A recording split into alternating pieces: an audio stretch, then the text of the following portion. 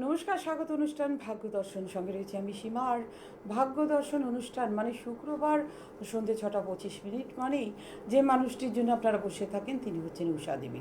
ঊষা দেবীকে আজকে আমরা আমাদের অনুষ্ঠানে পেয়েছি।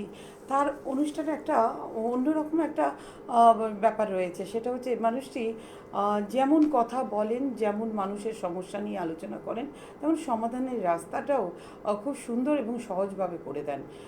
প্রত্যেকটি মানুষ যখন আমরা বিভিন্ন সমস্যায় ভুগি, আমরা বিভিন্ন জায়গায় যাই, বিভিন্ন জ্যোতিষ বা তান্ত্রিকের দ্বারস্থ হই, তখন কিন্তু আমাদের মধ্যে যেই ব্যাপারটা সর্বপ্রথম যেটা আমাদের চিন্তার কারণ হয়ে যায় যে যেখানে আমরা যাচ্ছি সেখানে কি মানে সেই প্রতিকার আমরা করাতে পারবো, বা ভিজিট অনেকের ক্ষেত্রে অনেক ভিজিট অনেকটা বেশি, মানে দক্ষিণা বা ফিজ যেটাই আপনারা বলেন, যাদের কাছে আপনারা যাচ্ছেন হয়তো অনেকগুলো টাকা দিয়ে আপনার তাদের দেখাতে হচ্ছে।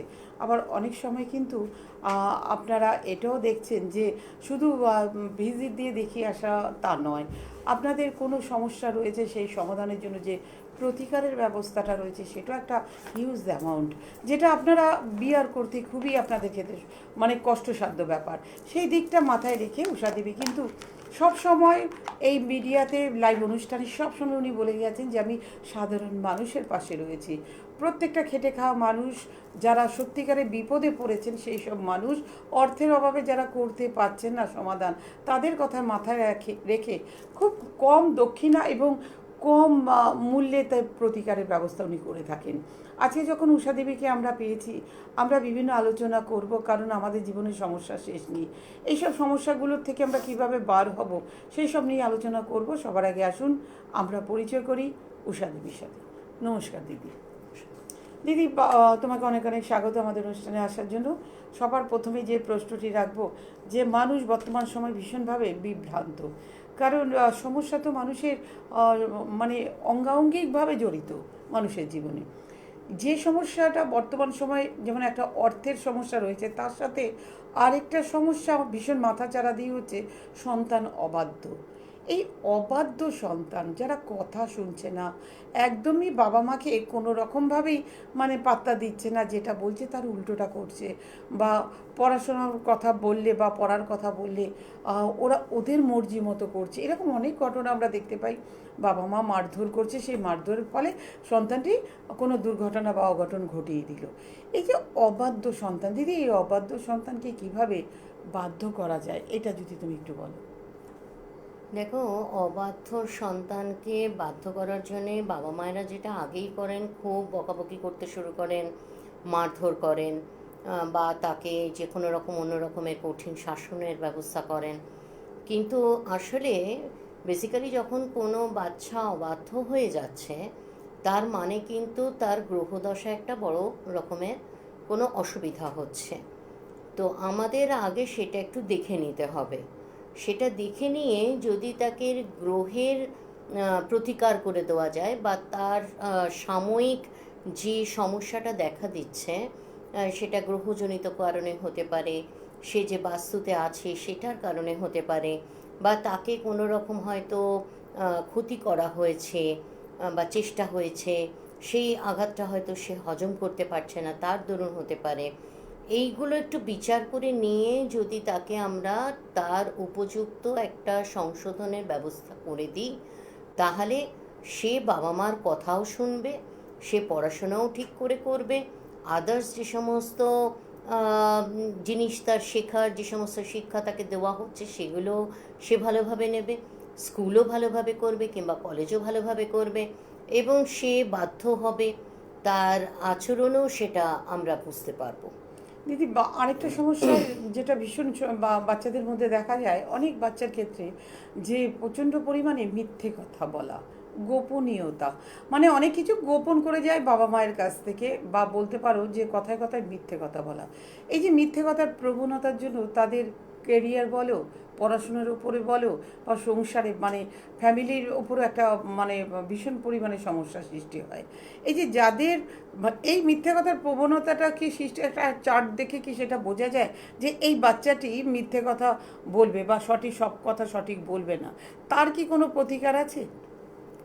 মানে কারো যদি আমি তো তোমাকে আগেই বললাম, যদি তাকে ঠিকমতো করে বিচারটা আগে করে নেওয়া হয় যে তার সমস্যাটা হচ্ছে কোথা থেকে, যদি সেই বিচারটা ঠিকমতো করে করে নেওয়া হয় তাহলে তার সমস্যাটার কিন্তু সমাধান করা যাবে।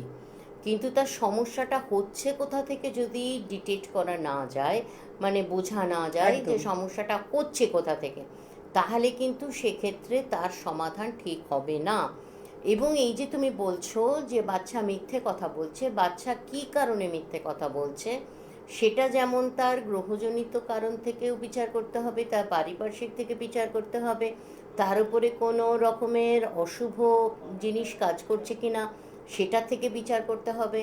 এবং এই বিচারগুলো করে যদি দেখা যায় যে যেখানে তার সমস্যাটা আইডেন্টিফাই করা যাবে সেইখানে কাজটা করে দিলে সে সুস্থভাবে সবার সঙ্গে কথা বলবে বা সবার কথা শুনবে, এবং তার জীবনযাত্রাটা যেভাবে খারাপ হয়ে যাচ্ছিল সেটা থেকে সে বেরিয়ে আসতে পারবে।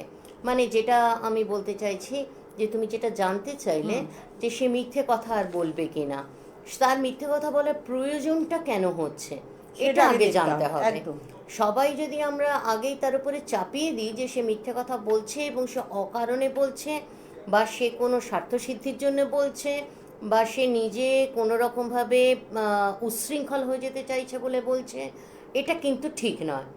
তার কারণটা আগে দেখতে হবে, তারপর সেটা বিচার করে তবে তাকে বলতে হবে যে সে কি কারণে এই ঘটনাটা ঘটাচ্ছে, এবং সেটা যদি ঠিকমতো করে আমরা ট্রিট করে দিতে প্রতিকার করা পারি যায় বা প্রতিকার করে দিতে পারি, তাহলে সে সুন্দর সব মানুষের সঙ্গে যেরকম পরিষ্কারভাবে কথা বলা সেভাবেই বলবে, সে আর এতটা মিথ্যের আশ্রয় তার প্রয়োজন হবে না। এটাই আমি বলতে তো চাইছি। বন্ধুরা, আপনারা একটা জিনিস বুঝলেন, দিদি খুব সুন্দরভাবে ব্যাপারটা বুঝিয়ে বলে দিলেন যে অনেক মা বাবা আছেন তাদের সন্তানদের নিয়ে ভীষণভাবে চিন্তিত, কারণ পড়াশোনার অমনোযোগী, বা অনেক ক্ষেত্রে দেখা যাচ্ছে যে পড়াশোনা ফাঁকি দিয়ে তারা অনেক কিছু করে বেড়াচ্ছে, অনেক মিথ্যের আশ্রয় তারা নিচ্ছে। এখন অনেকে প্রশ্ন করেন আমাদের যে আমার সন্তান এরকম হয়ে যাচ্ছে, লেখাপড়ার থেকে সরে যাচ্ছে, বন্ধুবান্ধব বেশি হয়ে গেছে, বা মিথ্যে কথা বলে বাড়ির থেকে বেরিয়ে স্কুল না গিয়ে অন্য কাজ করছে, বা বন্ধুদের সাথে আড্ডা মারছে।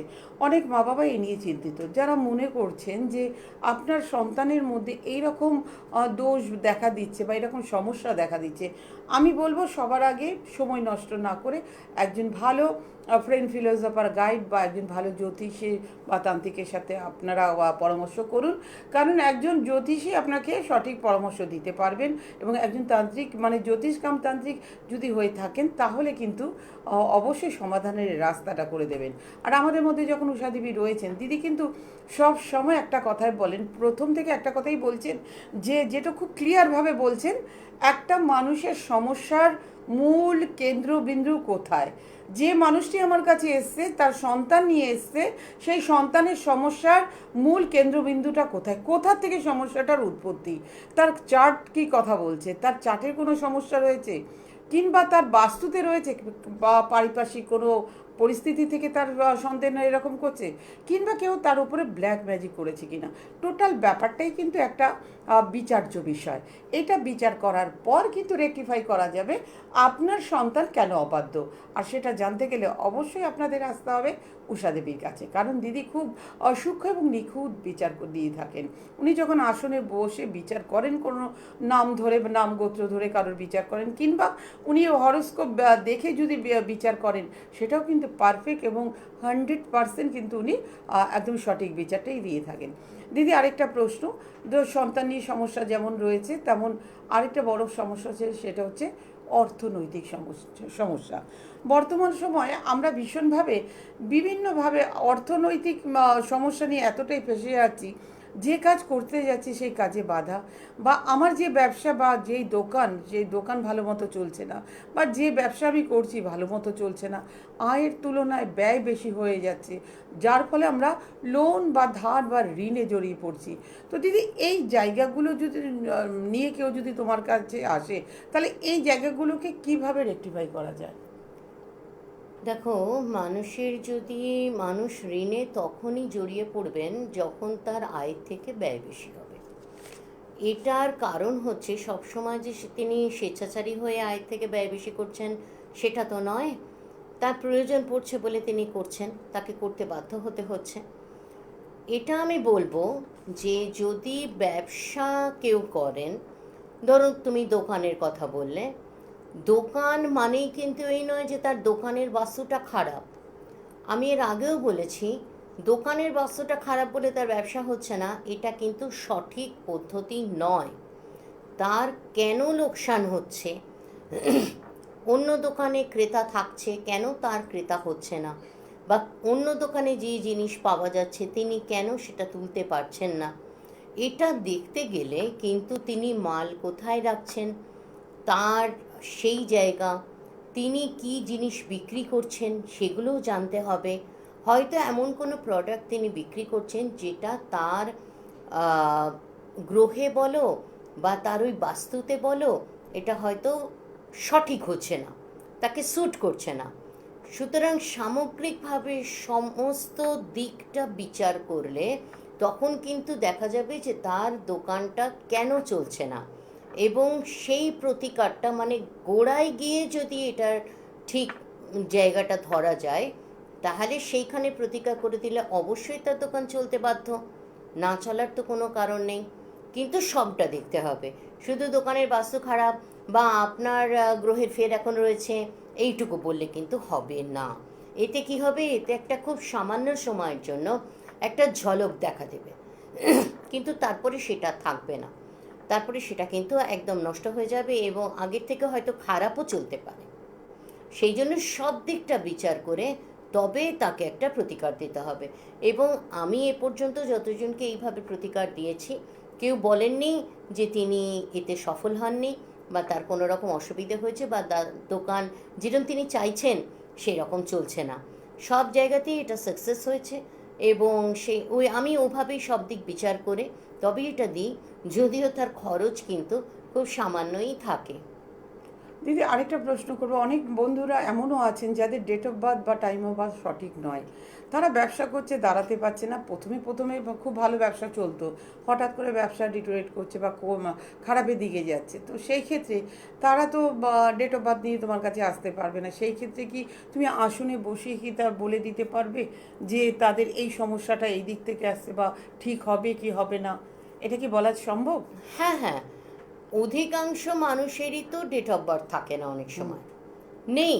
আমার কাছে বহু মানুষ আসেন যাদের কোনো date of birth, time of birth, place of birth নেই, কিন্তু তাই বলে কি তার কোনো সংশোধন হবে না, তার কোনো সমস্যার প্রতিকার হবে না? এটা কখনো হয়? নিশ্চয়ই হবে। আমি যখন আসনে বসবো, বসে তার সম্পর্কে তার সমস্যাটা নিয়ে যখন আমি বিচার করব, তখনই আমি বুঝতে পারবো তার সমস্যাটা কোথায় হচ্ছে এবং সেই সমস্যাটা থেকে বেরোতে গেলে তাকে কি করতে হবে। সেই প্রতিকারটা দিলে তার যে সমস্যা সেখান থেকে তিনি ধীরে ধীরে বেরিয়ে যেতে পারবেন। তো বন্ধুরা আপনারা বুঝতে পারলেন যে যারা মনে করছেন যে আপনাদের ব্যবসা ভালো চলছে না, সে আপনারা যে যে ধরনের ব্যবসা করেন না কেন, আগে ভালো চলতো কিন্তু বর্তমান সময় খুবই খারাপ যাচ্ছে, কেন যাচ্ছে, বা বলতে পারেন কেন আপনাদের জীবনে এই সমস্যাগুলো আসছে, বা অনেকে চাইছেন ব্যবসাটাকে কি করে ডেভেলপ করবেন। যারা মনে করছেন যে দিদির সাথে আপনারা যোগাযোগ করবেন, অবশ্যই আপনারা উষা দেবীকে পাবেন কলকাতা হাতিবাগানে। এখানে ওনাকে আপনারা হাতিবাগানে প্রত্যেক দিন পাচ্ছেন। 4 নম্বর Noti Binodini Sarani, Kolkata 6, Jyoti astrological chamber near Star cinema hall, Jyoti astrological chamber, 4 নম্বর নটি বিনোদিনী সরণি, কলকাতা 6। বুকিং নাম্বার হচ্ছে 7595956374। এই নাম্বারে ফোন করে অগ্রিম বুকিং করে দিদির কাছে আপনারা সরাসরি যোগাযোগ করতে পারেন।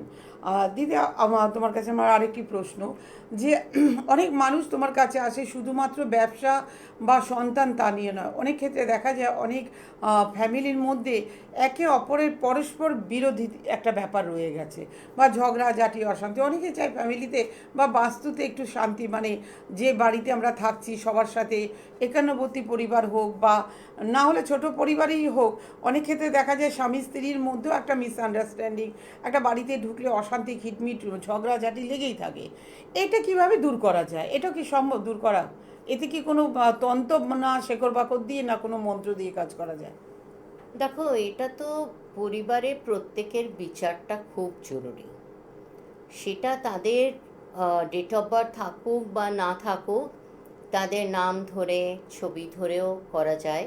বোঝা যাবে হ্যাঁ, নাম এবং ধরে ছবি দিয়ে হ্যাঁ, এবং বললে। ছবি দিয়ে হুম। বললে সেটা বোঝা যাবে। অনেক সময় ছবি সম্ভব হয় না, হুম। সেক্ষেত্রে নাম ধরে আমি বিচার করি, এবং বিচার করে ওটা দেখে নিতে হবে যে তার সংসারে কেন অশান্তিটা হচ্ছে, কোন দিক থেকে অশান্তিটা ঘনীভূত হচ্ছে, কোন কারণে ঘনীভূত হচ্ছে, এবং সেই কারণটা আমরা যদি জেনে যাই, তাহলে সেই কারণটাকে আমরা অবশ্যই বশ করবার চেষ্টা করব, এবং তাতে তার সংসারে শান্তি ফিরবে। এতে যে সবসময় বাস্তুর দোষ হবে এমন কিন্তু নয়। বাস্তু একটা পার্ট, কিন্তু মানুষগুলিও একটা পার্ট। পারিপার্শ্বিক থেকে চাপ থাকতে পারে, সেটাও একটা পার্ট। বা কেউ কিছু তাদের করেছে, সেটাও একটা পার্ট হতে পারে। অথবা তিনি বাড়িতে এমন কিছু পূজার্চনা করছেন যেটা হয়তো তার স্যুট করে না, বা তিনি কোনো এমন জিনিস ব্যবহার করেন যেটা হয়তো তাদের পক্ষে ঠিক নয়। অনেকগুলো কারণ থাকে, অনেক। এই সমস্ত দিক বিচার করলে এটা তখন কি আসনে বেরোবে। বসলে বোঝা যায়? এটা আসনে বসলে বোঝা যায় যে কোথায় তার জিনিসটা, মানে এই যে সমস্যাটা রয়েছে। সমস্যাটা ঘনীভূত হচ্ছে, এটা কোথা থেকে হচ্ছে। এবং যেমন ধরো আমার কাছে একজন এসেছিলেন, হুম। তার একটা এরকমই সমস্যা ছিল, যেরকম তুমি বললে, যে কিছুতেই সংসারের মধ্যে আন্ডারস্ট্যান্ডিং হচ্ছিল না, এমনকি স্বামী স্ত্রীর মধ্যেও আন্ডারস্ট্যান্ডিং হচ্ছিল না।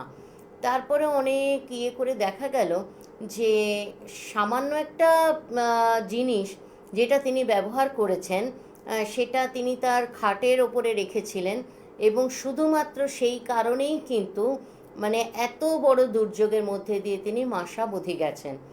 তো সেইটুকু সরিয়ে যদি এবার একটু বাস্তুশুদ্ধি সামান্য করে নেওয়া হয়, তাতে যথেষ্ট ভালো উপকার পাওয়া যায় এবং ভালোভাবে শান্তিতে থাকা যায়। তো বন্ধুরা, আপনারা একটা জিনিস বুঝতে পারলেন যে দিদির কাছে যারা আসবেন, যারা মনে করছেন যে আমাদের কিছুই নেই, বা মানে আমরা সমস্যা শুধু রয়েছে, সমস্যা নিয়ে সমাধানের আশায় আমরা দিদির কাছে যাব, অবশ্যই চোখ বন্ধ করে আপনারা আসতে পারেন। কারণ এই মানুষটি শুধুমাত্র আপনার নাম গোত্র দিয়ে, যে আপনাদের কাছে যদি date of birth, time of birth নাও থাকে, নাম এবং গোত্র দিয়ে উনি কিন্তু আসনে বসে আপনার সমস্যাটা কী প্রকার সমস্যা, কিভাবে এইটার থেকে আপনি বেরিয়ে আসবেন, টোটালটাই কিন্তু উনি বলে দিতে পারেন। আর রয়েছে যারা মনে করছেন যে দিদির কাছে এসে কাজ করাতে আসবেন, অবশ্যই আসতে পারেন নির্দ্বিধায়। কারণ দিদির কাছে যারা আসেন, দিদি সবসময় একটা কথা বলেন যে অর্থটা তাদের কাছে বাধা হয়ে দাঁড়াবে না। কারণ দিদির যাদেরই কাজ করে থাকেন, প্রতিকার করে থাকেন, 50 টাকা থেকে শুরু করে তার প্রতিকার শুরু হয়। কারণ যে মানুষ যেভাবে কাজ করতে পারে, কারণ অনেক মানুষের ক্ষমতা থাকে না দিদি, তাদের হয়তো শেকড় বা মন্ত্র দিয়ে বা শেকড় দ্বারা বা কালার কিছু দিয়ে দিদি কিন্তু কাজ করে দিয়ে থাকেন, তাতে কিন্তু উনি ভালো রেজাল্ট তারা পেয়ে থাকেন। যারা মনে করছেন যে দিদির কাছে আসবেন, অবশ্যই আপনারা আসতে পারেন। ওনাকে পাচ্ছেন কলকাতা হাতিবাগানে, শুধুমাত্র পাচ্ছেন 4 নম্বর Noti Binodini Sarani, Kolkata 6, Jyoti astrological chamber. Booking number হচ্ছে 7595956374। এই নাম্বারে ফোন করে অগ্রিম বুকিং করে দিদির সাথে সরাসরি যোগাযোগ করতে পারেন। দিদি, আরেকটি প্রশ্ন, যে অনেক ক্ষেত্রে দেখা যাচ্ছে যে কোনো মানে মেয়ে বা ছেলে বলুন, পাত্র বা পাত্রী হিসাবে অনেকে বিয়েটা আটকে যায়, চেষ্টা করেও বিয়ের পিড়িত থেকে বর উঠে যাচ্ছে, বা বিয়ে ঠিকঠাক হয়ে ভেঙে যাচ্ছে। বারংবার বিয়ে দেখানো, মানে মেয়েকে দেখানো হচ্ছে, তারপরে হয়তো সব ঠিকঠাক পাকা কথা, পরেও বিয়ে ভেঙে যাচ্ছে। এই ক্ষেত্রে কি করণীয়? এই ক্ষেত্রে দেখো, আগেই আসলে এই ধরনের সমস্যাগুলো আমি দেখেছি আমার দীর্ঘদিনের অভিজ্ঞতায়, যে জ্যোতিষীরা কিন্তু আগেই বলেন এই মঙ্গলের একটা দোষ আছে, এবং মঙ্গলের একটি পাথর ধরিয়ে দিল, দিয়ে বাস, বা মঙ্গলের একটা মাঙ্গলিক যোগ কাটাবার কাজ কিছু করে ফেললো, তাতে কিন্তু তার যে খুব উপকার হলো তা কিন্তু নয়। কারণ মানে সবসময় সব, মঙ্গল থেকে এটা না হয় না না। না, সব গ্রহই তোমার কিন্তু বিয়েতে বাধা দেওয়ার ক্ষমতা রাখে। সমস্ত জায়গা থেকে কিন্তু বিভিন্ন রকমের প্রতিবন্ধকতা ঘনিয়ে আসতে পারে। ফলে আমাদের দেখতে হবে যে মানুষটির এই ঘটনাটি ঘটছে, তার কি থেকে এই ঘটনাটি ঘটছে, যে তার নিজের চার্ট থেকে ঘটছে, না তার বাড়ির কারোর থেকে তার অসুবিধে হয় সব সময়, বা তার বাস্তু থেকে অসুবিধা হয়, এগুলো কিন্তু ভালো করে নিখুঁত করে জানতে হবে। যদি শুধু আর কিছু না পাওয়া যায়, যদি তারই সমস্ত ডিটেল খালি পাওয়া যায়, সেক্ষেত্রে দেখতে হবে যে তার কোন গ্রহ থেকে অসুবিধাটা হচ্ছে এবং তাকে সেই রকম প্রতিকার দিতে হবে। মানে আমি বলতে চাইছি শুধুমাত্র বিয়ের জন্য যে মঙ্গলই অমঙ্গল করবে তা কিন্তু নয়। সব গ্রহ থেকেই এটা কিন্তু মানে ঘটতে পারে, যে সব গ্রহেরই ক্ষমতা আছে বিয়েতে বাধা দেওয়ার বলে আমি মনে করি। মানে আমার গুরুর শিক্ষা তাই। তো সেইখানে যে গ্রহের থেকে বাধা হবে বা যে কারণে তার বাধা হচ্ছে, কোন গ্রহ বাধা দিচ্ছে, গ্রহের কারণে হতে পারে বা বাড়ির কোনো কারণ, অন্য কারোর কারণে হতে পারে বা তার বাস্তুর কারণে হতে পারে, সেইগুলো একটু ভালো করে যদি বিচার করে নেওয়া যায় এবং বিচার করে যদি তাকে প্রতিকার দেওয়া যায়, যদি তার বিবাহের জায়গা ঠিক থাকে তার নিজের চার্টে, তাহলে তার বিবাহে কোনো সমস্যা হবে না। মানে ওই তুমি যেগুলো বলছিলে যে বর উঠে যায় বা বারবার বিয়ে ভেঙে যাচ্ছে, পাকা দেখা হয়েও হচ্ছে না, মানে এগুলো তো একটা অর্থ খরচের ব্যাপার আছে। একটা পাকা দেখার জন্য এখন তো যথেষ্ট মানে অর্থ ব্যয় হয়। সেই ব্যয়গুলোকে মানে আটকানো যেতে পারে এবং তার মানে সেই ক্ষেত্রে আমি বলবো মেয়ে বা ছেলে দেখাবার আগে আপনারা আমার সঙ্গে তাহলে কনসাল্ট করুন।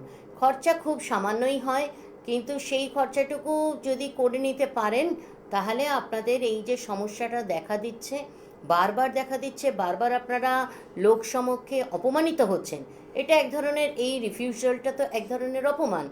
সেই অপমানটা থেকে বাঁচতে মানে খুব সহজ কিছু প্রতিকার থাকে, সেটা যদি দেখাবার আগে করে নেন তাহলে এটা আপনাদের পক্ষে খুব সুবিধাজনক। একদম বাস্তব কথা দিদি। তো যেসব বন্ধুরা মনে করছেন আপনাদের বা ফ্যামিলিতে এই ধরনের ঘটনা ঘটে গেছে, আপনারও উপযুক্ত মানে আপনার মেয়ে রয়েছে বা ছেলে রয়েছে, তাদের ক্ষেত্রেও বিয়েতে বাধা পড়ছে, কোনো মতেই আপনারা বিয়ে দিতে পারছেন না, সমস্যা একটা না একটা সমস্যা দেখা দিচ্ছে, তাদের উদ্দেশ্যে বলবো সময় থাকতে থাকতে সময়ের মূল্য বুঝে দেরি না করে একটা সঠিক মানুষের কাছে আপনারা দ্বারস্থ হন, যারা সঠিকভাবে বিচার করে আপনার ছেলে বা আপনার মেয়ের সেই বিয়ের ব্যবস্থাটা করে দিতে পারে। কারণ বিয়ে নিয়ে বাবা মায়ের অনেকেরই চিন্তা থাকে যে বয়স হয়ে গেছে তবু কেন বিয়ে হচ্ছে না। এই সমস্যায় যারা পড়েছেন অবশ্যই আপনারা উষা দেবীর সাথে সরাসরি যোগাযোগ করতে পারেন, কারণ দিদি সম্পূর্ণ আধ্যাত্মিক মার্গে থেকে তিনি কিন্তু প্রতিকার দিয়ে থাকেন এবং নিজেকেও উনি আধ্যাত্মিক মার্গে উনি রেখেছেন। কারণ এই মানুষটি দীর্ঘদিন ধরে আধ্যাত্মিকতার মধ্যে নিজেকে ডুবিয়ে রেখেছেন, কারণ আধ্যাত্মিক মার্গে থেকে মানুষের উপকার করাটা সম্ভব। আর এই কারণে বলতে পারেন যে অনেকে প্রশ্ন করেন আমাদের, এত কম দক্ষিণা বা উনি দক্ষিণা নেন না, এত স্বল্প মূল্যে উনি প্রতিকার করেন, এই প্রশ্নটা আমাদের কাছে বারংবার উঠে আসে। কারণ এই মানুষটি যখন আধ্যাত্মিক মার্গে রয়েছেন অবশ্যই উনি সাধারণ মানুষের কথা চিন্তা করেই প্রতিকারের ব্যবস্থা করেছেন, যাতে প্রত্যেকটি মানুষের মুখে হাসি উনি ফিরিয়ে দিতে পারেন। যারা মনে করছেন যে দিদির কাছে যে কোনো সমস্যা নিয়ে আসবেন, অবশ্যই আপনারা আসতে পারেন ওনার কলকাতা চেম্বারে। ওনাকে পাচ্ছেন কলকাতা হাতিবাগানে জ্যোতি অ্যাস্ট্রোলজিক্যাল চেম্বার, 4 নম্বর নটি বিনোদিনী সরণি, কলকাতা 6। বুকিং নাম্বার হচ্ছে 7595956374। এই নাম্বারে ফোন করে অগ্রিম বুকিং করে দিদির সাথে সরাসরি যোগাযোগ করতে পারেন। দিদি, আমাদের হাতে একদমই শেষ সময় একটু বাকি রয়েছে, একটা ছোট্ট প্রশ্ন করব। শুধু যে বিয়ে, সন্তান, অর্থ তা নয়, অনেক ক্ষেত্রে দেখা যায় বর্তমান সময় যে স্বামী স্ত্রীর মধ্যে কেউ না কেউ অন্য সম্পর্কে জড়িয়ে পড়েছে, যার কারণ ফ্যামিলিতে অশান্তি। তো এই সম্পর্কটাকে ঠিক করে মানে বা কাটিয়ে এনে স্বামী স্ত্রীর মধ্যে আবার মিল করে দেওয়া সম্ভব? হ্যাঁ, এটাতে তো কোনো সমস্যা নেই। যদি তাদের যে কোনো একজনের সদিচ্ছা থাকে এবং আমার কাছে এসে যদি তিনি যোগাযোগ করেন, তাহলে আমার তো কোনো দক্ষিণা লাগে না, তুমি জানোই। তো প্রতিকারের যে অর্থ সেটাই আমি নিয়ে থাকি, তো এবং সেটা খুব সামান্যই আমি নিই। তো সেখানে তো তারা যে মানে যিনি চাইছেন যে সংসারটা বেঁচে বেঁচে যাক, থাক। ভালো থাকুক তাদের সম্পর্কটা, তারা পুরনোভাবেই থাকতে পারুন, তাহলে সেখানে তিনি আমার সঙ্গে যোগাযোগ করলে খুব সহজেই এটা করে দেওয়া যায়, এর প্রতিকার আছে। এবং তিনি সুস্থভাবে সংসার করতে পারবেন। তো যাদের জীবনে এই ধরনের সমস্যা রয়েছে, যাদের সংসারে স্বামী স্ত্রীর মধ্যে কেউ না কেউ পরকীয়াতে লিপ্ত রয়েছেন, যারা চাইছেন আপনাদের সংসারটা টিকে থাকুক, আপনার স্ত্রী বা স্বামী আবার আপনার সংসারে ফিরে আসুক, অবশ্যই তার জন্য আপনাদের যোগাযোগ করতে হবে উষা দেবীর সাথে। বুকিং নাম্বারটা বলে দিচ্ছি 7595956374। আজকে আমাদের অনুষ্ঠান এখানেই শেষ করতে হচ্ছে। আপনারা সুস্থ থাকুন, ভালো থাকুন, নমস্কার।